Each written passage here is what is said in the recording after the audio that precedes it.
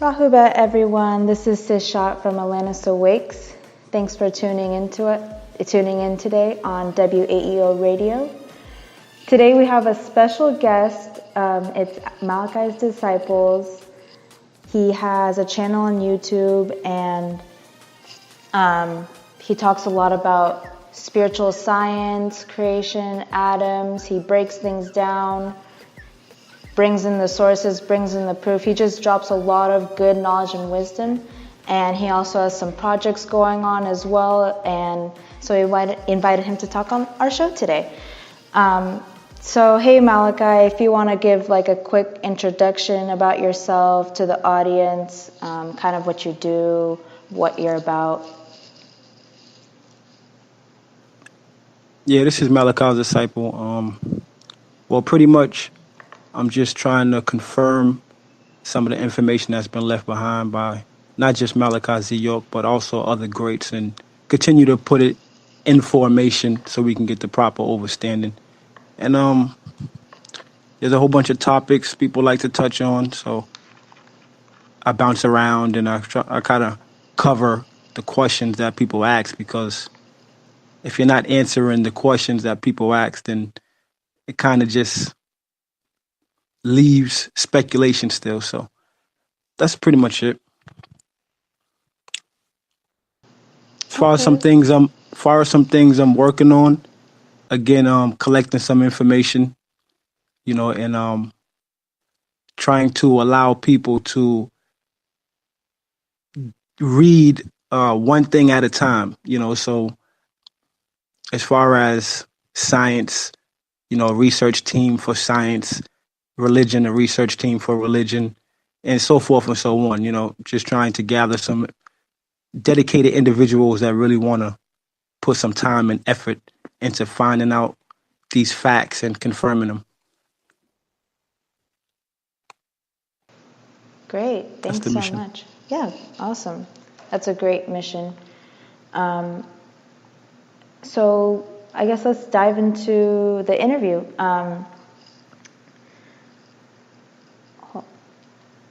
So I have some questions, that I think needs a lot of clearing up, and I've seen people talk about it, and I think, I know you are going to have great answers for these. So I guess we'll start with the first question. How did things come into being before the physical? Or in other words, how did non-physical objects become physical objects? All right. Well, first I want to say there's different levels to physical existence, right? So therefore, even light to an extent is a physical entity, So when you're talking about origins of things, different things have their different origins. Okay, so for an example, sunlight has its origin from the chemicals of hydrogen and helium that make up the sun. But then you have soil or even water, where you would have the hydrogen and the oxygen to create the water. So you have these different origins of water and sunlight.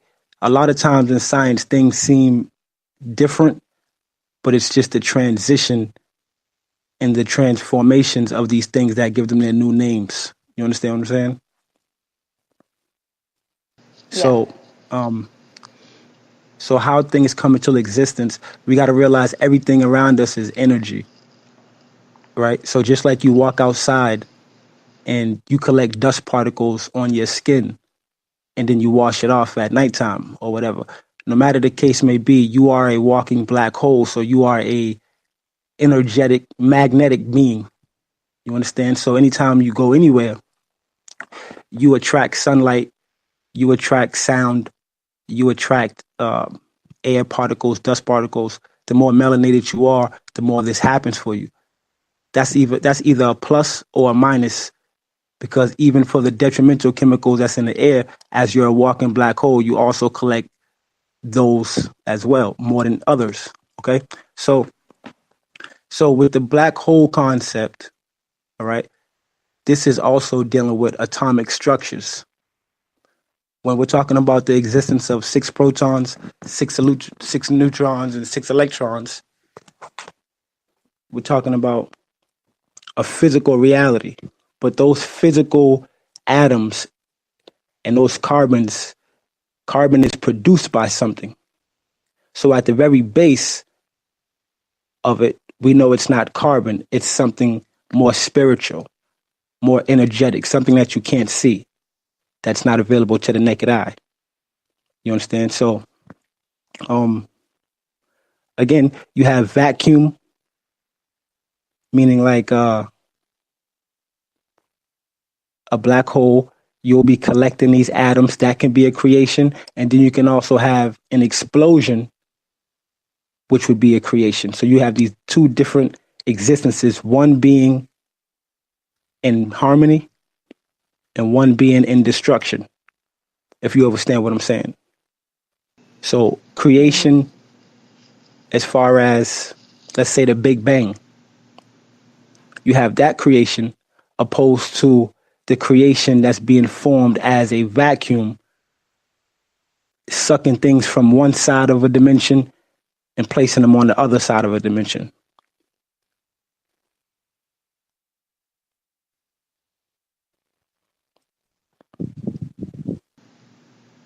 Okay. Yeah, I follow you up, brother.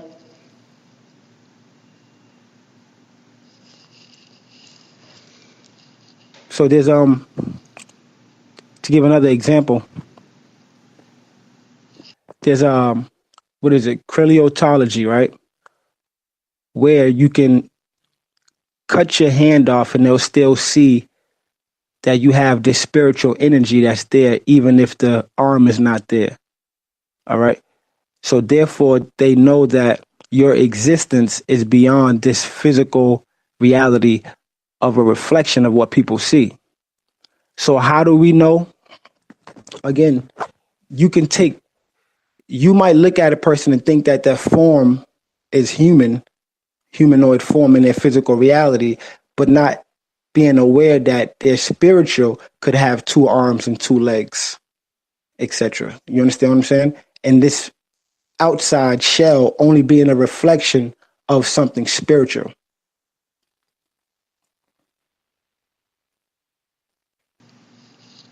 Yeah. That's a really great analogy. Because that's something that people have experienced or have seen that experience. And I don't mean to interrupt your wisdom, but that kind of leads on to my next question. If you can tie in these two concepts together, what is that spiritual realm, and how can we prove that spiritual? I mean, you just gave a great example, which kind of gives which does give proof to that spiritual realm. But how do we really provide the best definition to it, or how can we see it in our everyday lives, or how can we feel it in our everyday lives? Okay, well, once we realize that everything is conscious of itself, meaning that even human beings as we see them today, right, when they are at their molecular structure, they are still intelligent. They are intelligent enough to form themselves to the walking, talking human beings that we are today. You see? So the behavior of these atomic cells, 95% of the time, are carried out in our behavior as children, teenagers, and adults. No matter what we learn from the environment, people think that has a lot of influence, which it does. However, genetically, down to the atomic structure, these things carry out, right? So the fact that your genes are intelligent, right? You understand that this spiritual entity behind the atom, behind the mechanical body, has to be intelligent. So now we're dealing with something as of oxygen or an air. You cannot see it, but it is so intelligent that it provides living life for you every single day. So its intelligence exists on a supreme level that we can't even see. Know that intelligence is not determined by the bigger the structure or how smaller the structure is. So mass, right? For example, energy equaling mass squared.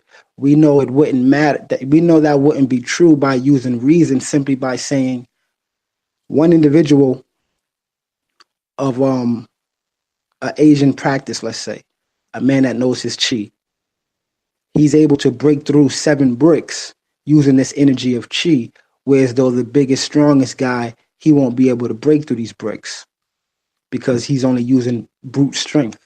So you have this unseen energy that is able to be attracted, right, through the body, through the kundalini, to apply this type of magical superpower. And it's unseen to the naked eye. Okay, so the mental, what the mental does, like it says, Anu would be the mental intellect, right? We're talking about the highest realm of creation in the physical body or in physical existence, because your thoughts are alive and your thoughts become matter. You see, even in your brain, every time you think of something, there are sparks going off in your brain, neurons going off, being sent to different places, galaxies exploding, more cells and atoms being created, and things like this is taking place biologically at every moment, right? And this is the first reflection of the universe, is the universe within us. Okay? So the proof, again, of a spiritual existence is, you know, your mind could exist everywhere. Your body can only exist in one place at a time. But you are wherever your body goes wherever your mind goes. Right? So for example, make this a live example. For example, if you want to be an artist, your mind goes there first. It gets created there. The picture gets painted there, and then your body follows the mind, and they meet somewhere where this thing gets created that you pictured in your mind, right? So the proof is everyday living.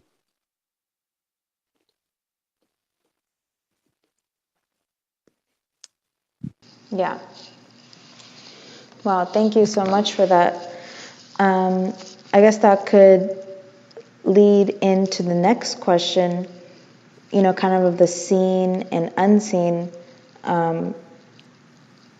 If we're all made out of atoms, cells, organisms, bacterias, how do we find, quote unquote, us, me, or your true self?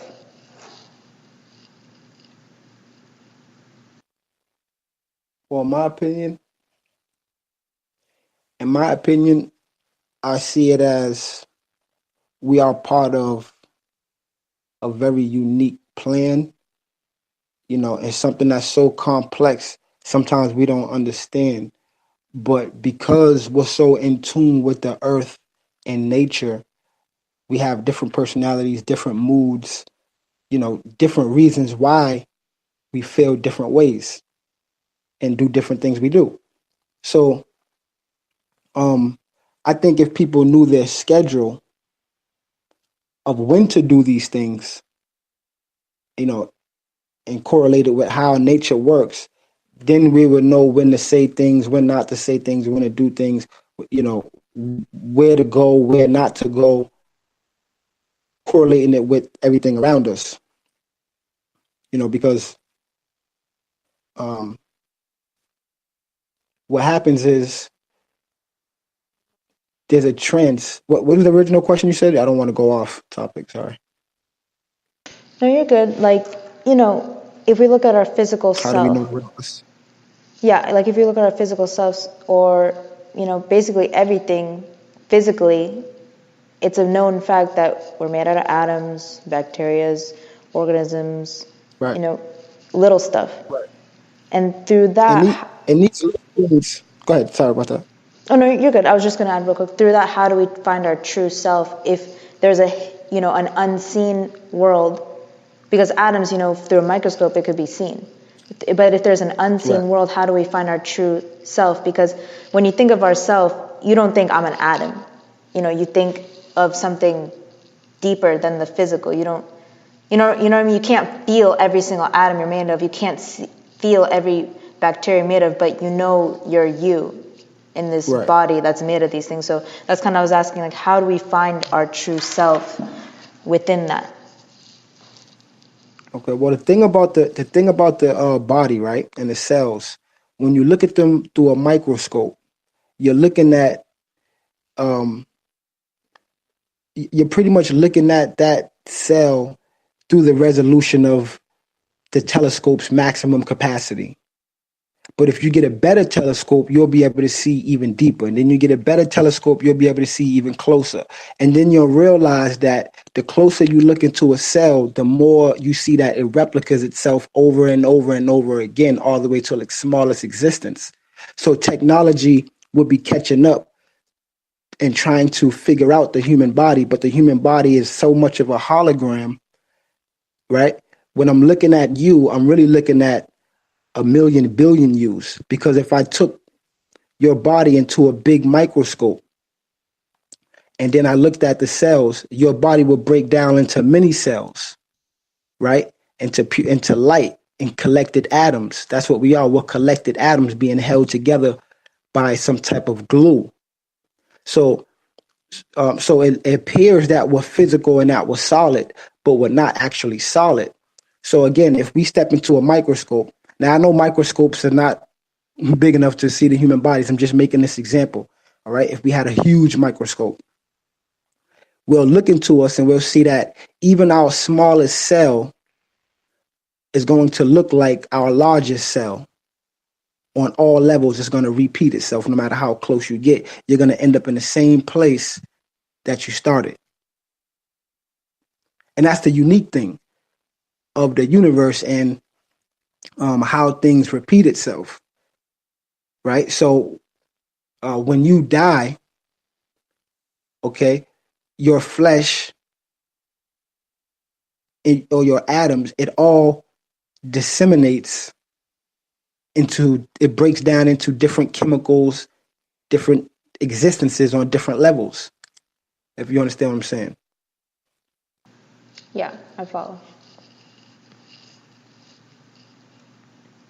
Oh, so how we would know who we are is we have to understand we are who we think we are at every single moment. You see, because you have many different, as a vessel that we are, and the many thoughts that we have going through our head.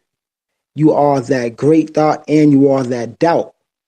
You are everything that you think at every moment.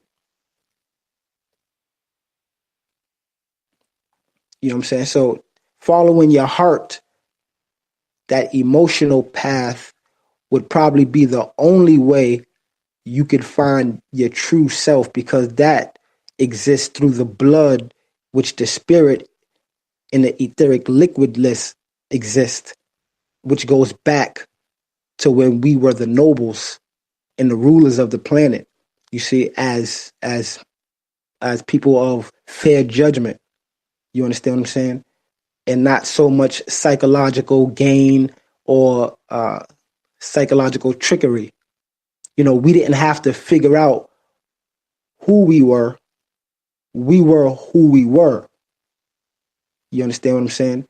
And the attempt of people trying to figure out who we were, we end up trying to figure out who we were as well. You know, something that we already know. You understand? Yeah, I follow. Yeah, that when you talk about the blood and the etheric, that was very powerful. That was a very powerful statement. And when you were talking about, the atoms, how those are just a billions of smaller U's, or just billions of U's in a way, I want you to, if you can go a little bit more in depth in that through this next question, can you explain the microcosm and the macrocosm? And if you can give some examples, that would be great. And then, is there really a separation between the two, or are they essentially the same thing? Okay. Is the micro and the macros the same? You mean? Yeah, like, the bigger world and the smaller world, and the smaller world making up the bigger world, and the bigger world making up the smaller world. Yeah, that's pretty much how it is. But okay, let's see. Microorganisms, right? That's like dealing with atomic structures, which you'll deal with in biology, right? And then it's almost like physics. It's almost like physics and quantum physics. Quantum physics would be the study of the atomic structures, and physics would be the study of the larger structure. So you'll have macroorganisms, which would be bacteria, or not even bacteria, insects, little gnats, nanotechnology. These are the things that they tried to do right now in technology as far as nanotechnology. So macroorganisms is those things that are small but testable physically without any high tech tools. Whereas though, like we was just talking about the telescopes and the microscopes, in order to see certain things, you're gonna need high tech microscopes and then even better microscopes, and that can keep going on and on and on. Right? You wouldn't need that to study, let's say, a fly and a fly's existence as being one of the smallest living organisms known to us as larger organisms. Right? So essentially the physiology of a fly, right, and the behavior of that fly cells is the reason why that fly exists the way it exists. And this is the unique thing about us. This is how we know we are from a separate creation, because of what we are capable of doing. Our biological makeup did not manifest us into monkeys. It didn't manifest us into mosquitoes, even though we all start off from this atomic structure, right? We manifest as something more special to life in its existence, right? And I'm not saying that with arrogance, because I know everything plays a part, but we are capable of more. You understand? So that would separate the microorganisms from the macroorganisms, right? Because we have microorganisms in our body, but what's in our body, we pretty much need microscopes to see. You know, Exactly. and is there separation from is one more important than the other? I think that was the question. Yeah, like you can look at it that way. Is one more important than the other, or is there really like a separation? Like it, kind of like what along with what you're saying, like to build upon what you were saying. For example, like um, that Dr. Lila Africa lecture, where Mm-hmm. there's a galaxy, right? And that's the macrocosm. And then there's a galaxy within your brain, which is kind of like a microcosm. Because us bodies, compared to the whole galaxy, it's kind of like an atom. But there's a galaxy that exists within our brain. And he literally proved it. And then there's a galaxy outside of us. So is there really a difference in that way? And if everything in the universe and galaxies, multiverses are made out of atoms, then is there really a difference between a macrocosm and a microcosm, when a microcosm, a bacteria, is just made out of the same thing, an atom, as the sun is made out of? I guess that's kind of what I was trying to say. Okay. Well, well, uh, um, well, again, a macroorganism, right, would be something that we can study without using a microscope, right? So, for example, we can capture a bunch of mosquitoes or a bunch of gnats, and those living organisms, those are macroorganisms. But a microorganism would be something such as an atom cell, something that you need some type of equipment that's not available to the naked eye, something more powerful than the naked eye, right? So the reason why I would say humans are more important is because um, the melanite has existed since the beginning of creation. It just took different forms, right? It continues to transform and adapt to any habitat that it's around. Whereas though you have insects and birds and animals and mammals that went extinct, right? Their bloodline, you can see that it cut off and it was no more. Right? It didn't take a different form. It didn't shape shift. It didn't do any of this. It just disseminated. Right? This happened for many races as well, but it hasn't happened to the mitochondria. You see, this goes back to the original um, creation. You understand what I'm saying? So um, when you talk about like the ether, right? Not only is this a liquid, because there's a liquid ether as well, and this liquid ether exists inside of the brain, right? To nine certain points of the brain, right? That's another topic, but this existence is responsible for the complex mechanics of the body. So think about how complex the body is, the lung system, the digestive system, right? The respiratory system, all these things, how complex they are as an individual organism system and how they all uniquely working together, right? But all of that complexity is being driven by even a more complex motor. And that motor is that physical consciousness, that spiritual consciousness that exists behind the physical matter. You see what I'm saying? So this is how, and we know that organisms and cells, we know that these things are intelligent because they know exactly what to do and when to do it. And this is how we get our existence, right? So if you can imagine how all of these unique things know their job as individuals and how to work together, your body is somewhat like is a replica of the universe, and it all works together and it knows how to create. And this happens at every moment of thought, at a blink of an eye, you know? So, yeah, that's pretty much what I'm trying to say to separate it because it is one, right? It is one, but uniquely they all have their own program. And one works for the other. Your body is working for your spiritual, for your mind that exists everywhere. You know, you close your eyes and you can go anywhere you want and it becomes a physical reality.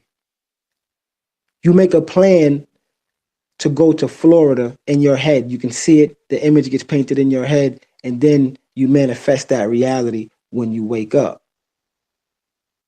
You understand what I'm saying? So it's already happening somewhere on a mental plane before it's taking place on this physical plane, just like the creation of the universe. It happens in the universe first, then it works its way down to this lower plane, and we are the result of that, right? We're the dense result of the lightest creation, right? That'll take us back to all the way to ether one, right? From the nine, from one to nine, and then from nine, from the lowest to one, right? To the nine. Now I'm talking about the mental planes, to the highest mental plane on this level of existence in the physical, in the thought, to existing outside of our physical shell and existing as our minds, and where our minds take us for that creation on that level.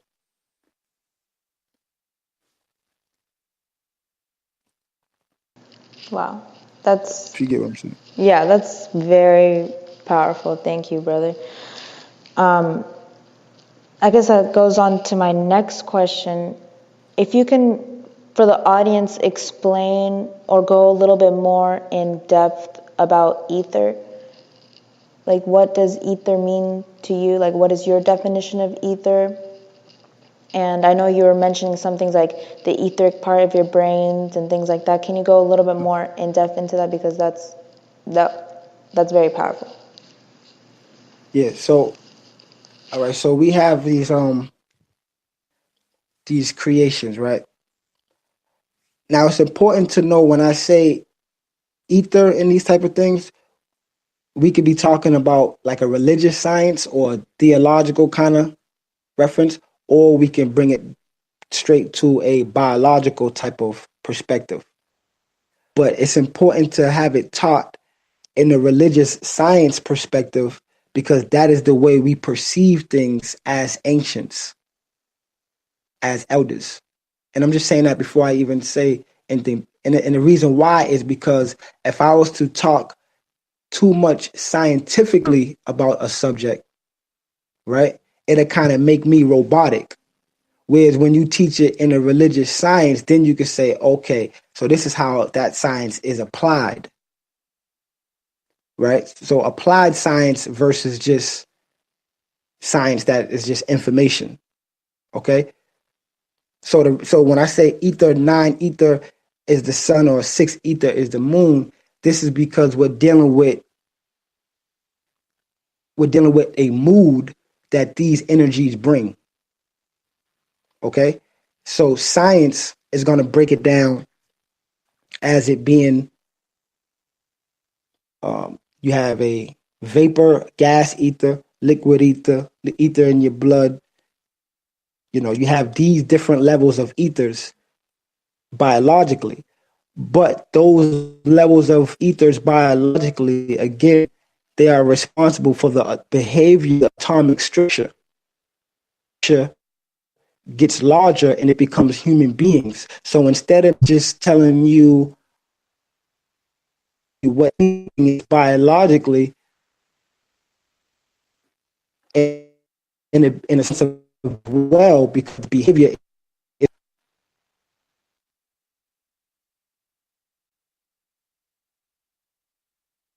understand? Sorry, So, sorry, I don't go mean to ahead. cut your wisdom, but can you just repeat what you were saying? Just the last sentence, it just kind of got cut off. The connection kind of cut off. Okay. So I was saying, it was important to teach the science in a religious science type of aspect, because if I just told you the science in a biological standpoint, then you'll never kind of really grasp it, right? But those cells and those ethers on the atomic structure, they all have a behavior, and that behavior is our behavior as larger organisms. So it's important to record the behavior in these things so we can know what these things are, rather than just listen to somebody say, oh, well, the liquid ether, the mental ether, and all these type of things. You understand? So when I say the 9 ether, the sun is the sun, or the 6 ether is the moon, it's because we're dealing with different moods and different things that happen to you biologically because of these two celestial bodies. You understand what I'm saying? That's the connection. All right. So now with 9 ether blood, right? What we have to understand is that they told us how many DNA particles, how many DNA strands we have. They told us these things, but who was to say that these things were true? And that's the important part of getting behind the 9 ball. I'm gonna get back into the ether in a minute, but that's the important part of getting to the 9 ball, that so we can know that everything that they told us about us is not true. We have more things to us than they told us. Okay. So now with the non-ether thing and this awakening of another strand of DNA right now, a strand of DNA that they told us we didn't have. This DNA is activated. It's being activated as we speak. This is why this whole conscious awakening and everybody that's saying something is a conscious awakening, this is what's going on right now. We are being activated into remembering who we were as the living Egyptians, not just studying the Egyptians. If you're watching what's going on in the world, you see that people are becoming these things, right? They're taking on these titles, they're taking on these names. So it's not a study. The ultimate is who we are. Okay? So when we're talking about reaching different levels of mental capacity, we're talking about pretty much, are you a controlled entity through frequencies? So if you repeat your life over and over every single day, if you have the same thought process, when you die, right? Now I'm not back, so I'm just giving you a visual because we're dealing with frequencies as well and what happens with sound. So when you die, you will be doing that same exact thing, and your same exact life will be taking place of how you programmed it to exist. You understand what I'm saying? So being a non-ether being is escaping the matrix and becoming immortal and reaching different planes, because your consciousness can bring you beyond a repetitive life or stress or whatever you're going through on this frequency. You understand what I'm saying? But there are those who cannot take this plane. So what happens is they have recycled souls. A lot of people here doing things right now, they're doing the same things that people did in 1700s, 1600s, even 1,000 years ago. And you'll look and say, wow, history repeats itself. Well, history is repeating itself because people have been locked into a matrix. The non-ether beings have been trapped into a repetitive matrix. You see what I'm saying? Whereas though we weren't thinking, using our powers, we were studying about our powers. We kept reading about something, and that always puts it above you. You see what I'm saying? Until you become it. So now, this feeling of being able to dress like an Egyptian with no shame, that's part of the remembering and part of the awakening. You understand what I'm saying? Yeah, I follow You you. with me? Mm-hmm. So again, Oh yeah, keep going, Haku. so cycle. Now let's deal with a little bit of the other side. See, because what they know about us is how the brain works, how our brain works, and they know the behavior is nothing new. Okay, when they see someone extreme, it's in their blood. 9 times out of 10, you say, "Oh, this person has that in their blood," or "This family is basketball players. This family is baseball players. This family, they good writers or poets."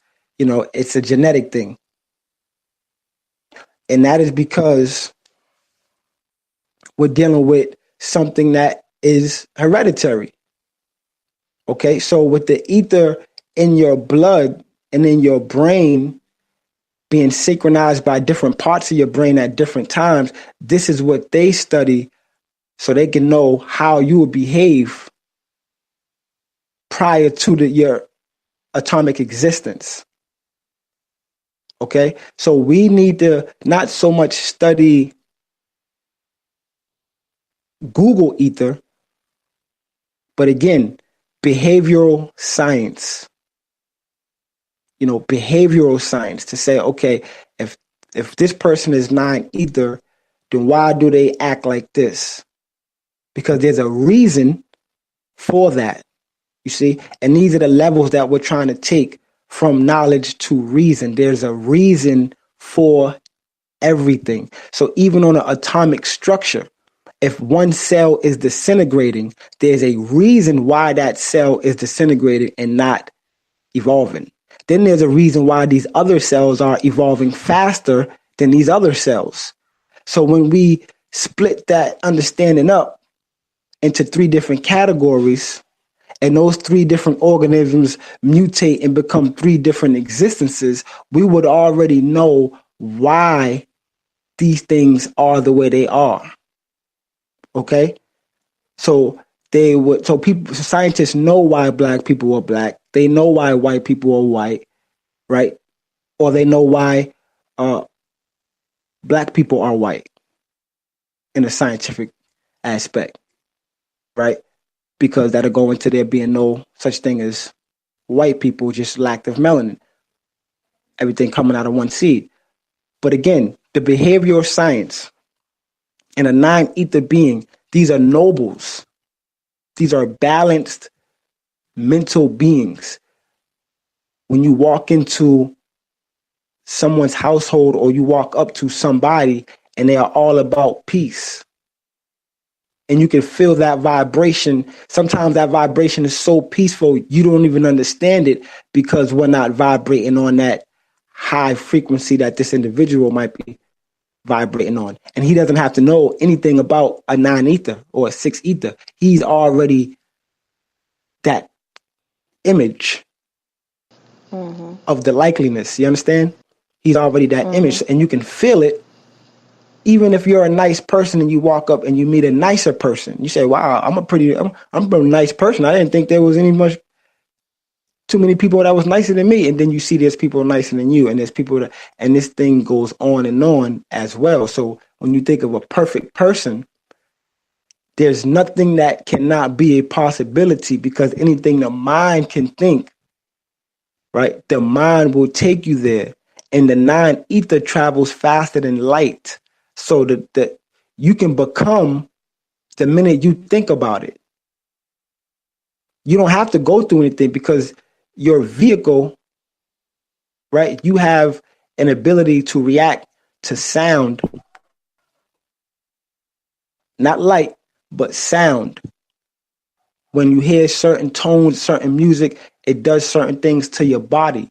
Your reaction, you say, oh, this is a sad beat, or this is a up-tempo beat, and it'll bring your mind to that. The second you hear the beat, the second you hear the sound, it'll bring your mind into that zone. You have that reaction time.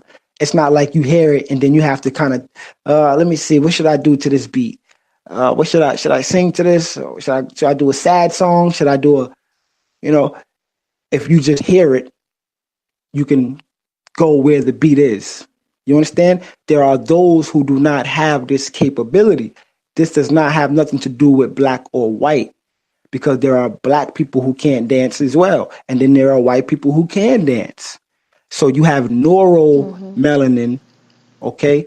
These ethers, we're not talking about skin complexions and none of that type of stuff, because this thing can be deactivated or it can be activated on different levels.